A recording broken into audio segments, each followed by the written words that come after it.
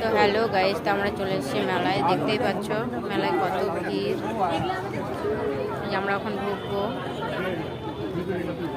আর আমাদের টিকিট কাটা হয়ে গেছে। দেখাও টিকিটটা, এই যে দুটো টিকিট 10 টাকা 20 টাকা,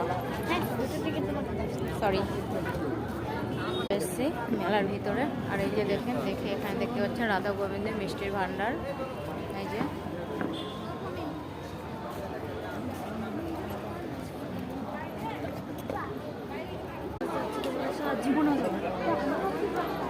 সব এখানে আচার বিক্রি করছে, অনেক রকমের আচার। এই যে দেখতে পাচ্ছেন এখানে